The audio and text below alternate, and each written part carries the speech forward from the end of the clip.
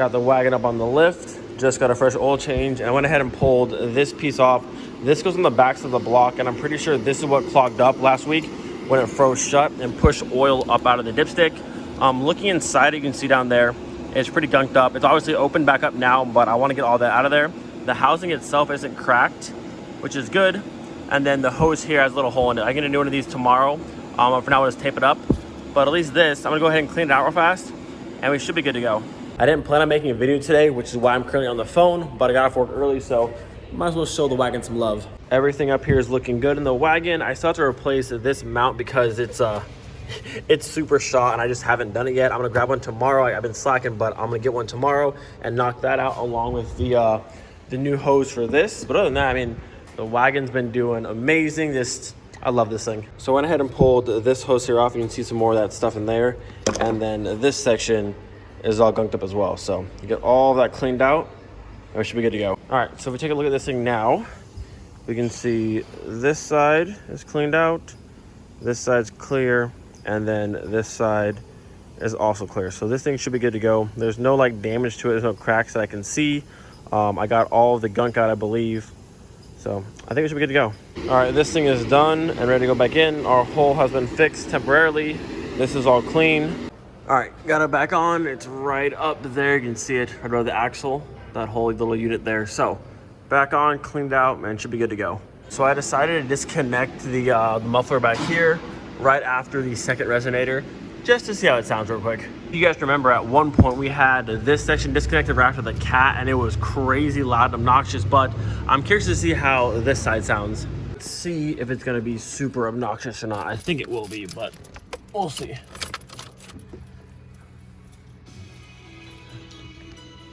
All right, here we go.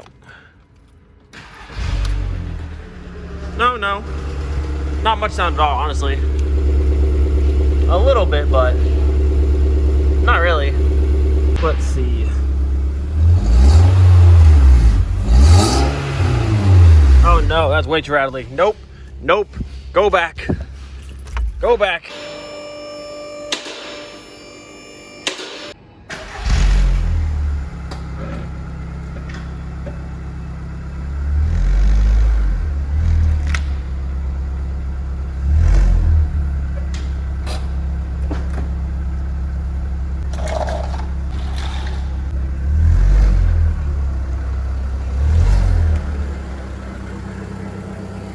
The wagon be looking good. She's not the fastest, the lowest, the prettiest, but I love this thing. Nice little sound. I like that super sprint. Not super loud, but nice little tone to it. I love this thing. It's treated me so well. Sounds like she's running super smooth. I'm gonna keep an eye on the oil level, but I think after cleaning that out, we should be good to go. So we're back home now, back on the GoPro, and look how sick these brake lines turned out. So much better. I am so glad we went through and painted these things, because like that looks a million times better, and perfect match to the trans. So the plan now for tonight, I want to get the brake lines put into the Savoy. Get some light up in here. Bam. I also wanted to pick up plugs today for Miley, but I didn't have a chance, but it's okay because I talked to a few of you guys, and I was going to get another set of the NGK Platinums, which worked really well, but a lot of you recommended going to the Denso Iridium plug, so order a set of those, hopefully have them maybe this week, and give those a shot. So here we have old lines versus our new lines. I mean, it's no comparison. Now the fun part's going to be getting the new lines in without scratching the pieces going through this little area there. Hopefully it can be done. So the original plan was to go under the car this way and then back through, just reverse how I took them out. But looking at these ones, they're much straighter compared to these ones. So I don't think these ones are gonna fit the same way. I'm gonna try and go with these ones, start with that end and feed it all the way from here and go all the way through, because I don't mind if that's like it's scratched up. I only care about the side we're actually gonna see. So I think if we go from this way through, it'll be a lot easier.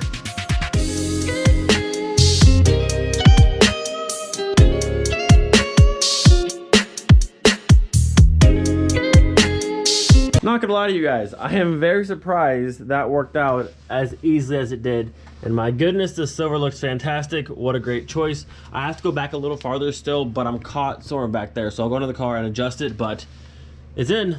I don't know what it is, but sometimes trying to get brake fittings to screw back in is the most frustrating thing ever. But we got them. Rear brake lines are done, all clipped to the body, screwed it in the back, and looking fantastic. Now we're on to the easy part. Just have to set this back in place, and then the front brake lines are super easy. We have a little grommets for this side and that side. It just pops through right back there, and then right over here on this side, and super easy. So two things. Number one, I am so glad we did not use these brake lines. They would have worked, but also would have killed the entire look of the engine bay. And number two, painting the brake line silver was absolutely the move. All right, you ready for this? 3, 2, 1, big reveal.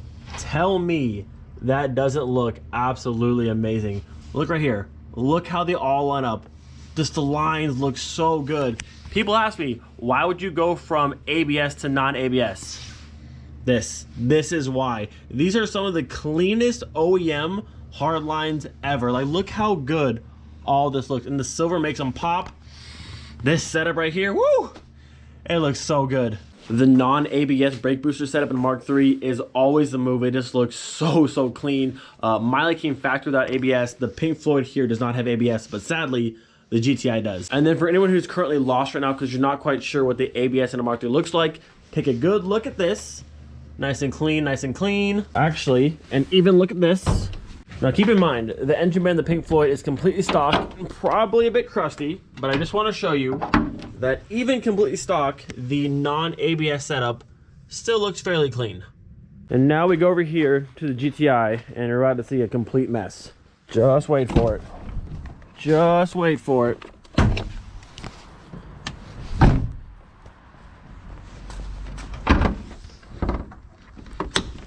Where's my hood latch?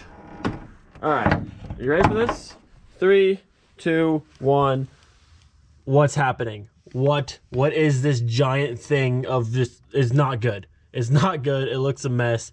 Even if you painted it, I don't think it would look any better. It's just, it's not good. End of story. So in conclusion, the non-ABS setup in a Mark III is definitely the way to go for a much cleaner look. So next up, we're gonna go ahead and get the line ran from our master cylinder to our clutch master over there. All we need to do is cut this little tab right here off so we can access this little port and run a line from there to over there. You don't need a whole new reservoir, just cut this off and you can use this and you're good to go. So I think I ordered like 6 feet in total of this really nice braided line that'll be used for the fuel lines over here, but we can also use this to go from our reservoir to our clutch master. So if you look down here, you can see I've cut this little end piece off of the factory reservoir here. If you're swapping to a VR6, you will need the hydraulic clutch line, which is this over here, which you can add. You don't have to swap the reservoir to one that already has this. Just cut this little end piece off and you can see it's open to there and you're good to go.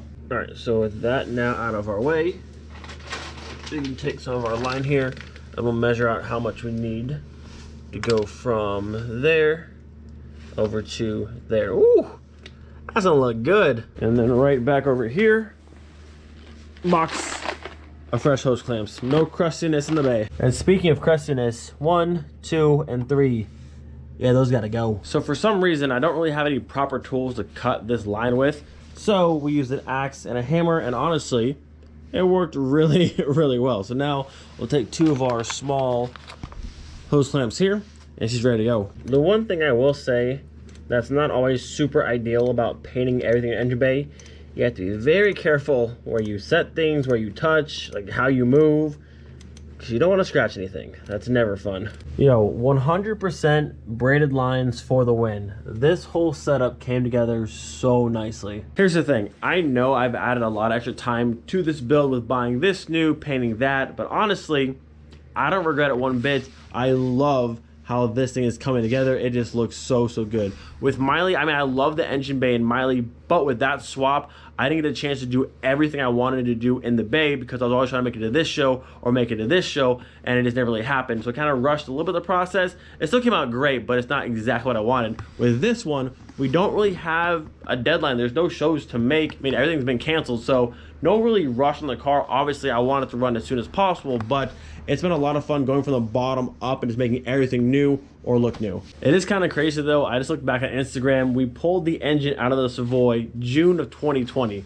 So in about 4 or so months will be 1 year since this car was engineless. And honestly, I think we've done a great job. I mean, like, this looks amazing. This is looking amazing. I don't think a lot of people realize how much work actually goes into doing this kind of stuff. Yes, you can pull an engine out and just slap a new one in very quickly, but to go through and actually make everything brand new, paint everything, refinish the entire engine, it takes a lot of time and a lot of money. Yes, people can do it very fast if you have money just to dump quickly, but on a realistic kind of standard, like what most people are, I mean, I think we've done pretty good for a year. I mean, I've seen countless cars have the engines pulled and they never ever live again. It's a very common thing because, I mean, it's a lot of work. If you've never done this before, I mean, it's a great deal of work and people don't really realize that, but I'm proud. I think this Savoy has come a long ways and it's gonna be so sick when it's done. Hope you guys enjoyed today's video. Hope you enjoyed the continued progress on the Savoy. Ooh, and one more look. It's just so good. Do not forget to be thankful for every single day. We'll see you guys next time. Peace.